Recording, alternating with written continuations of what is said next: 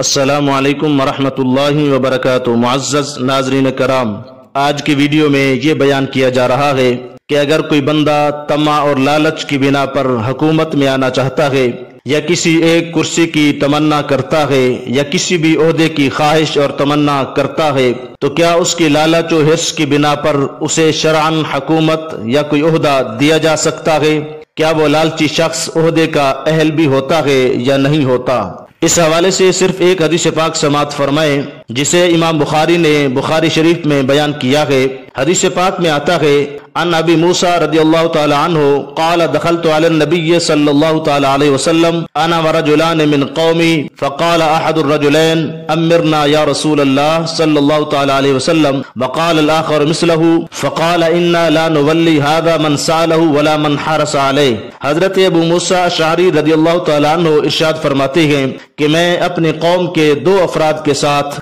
بارگاہ مصطفیٰ صلی اللہ تعالی علیہ وسلم میں حاضر ہوا تو ان میں سے ایک شخص نے رسول اللہ صلی اللہ تعالی علیہ وسلم کی بارگاہ میں عرض کی، یا رسول اللہ صلی اللہ علیہ وسلم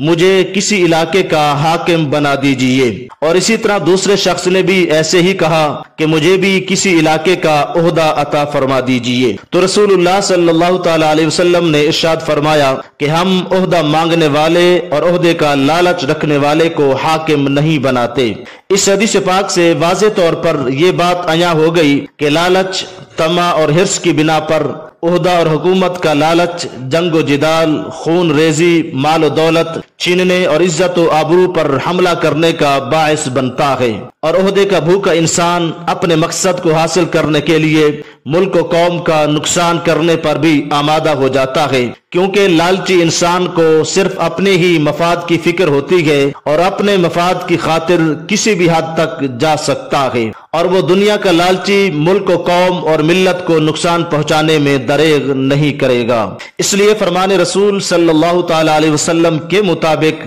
لالچی شخص کسی بھی اہم عہدے و منصب کی اہلیت نہیں رکھتا۔ ہاں، جس بندے کو طمع کے بغیر کسی عہدے پر فائز کر دیا جائے اور باصلاحیت انسان کو ہی عہدہ ملے تو اس کے لیے اللہ رب العزت کی مدد ضرور شامل حال ہو جایا کرتی ہے۔ لہذا جو بندہ اسلامی تقاضوں پر پورا اترتا ہے اور اسلام کے شرعی اصولوں کے مطابق حکومت یا کسی بھی عہدے کو سر انجام دیتا ہے تو وہ ملک و قوم اور ملت کا صحیح معنوں میں خیر خواہ ہوتا ہے،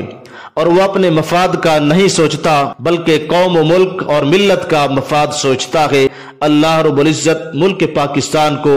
حضرت عمر بن خطاب رضی اللہ تعالی عنہ جیسا عادل حکمران عطا فرمائے، آمین، وما توفیقی الا باللہ۔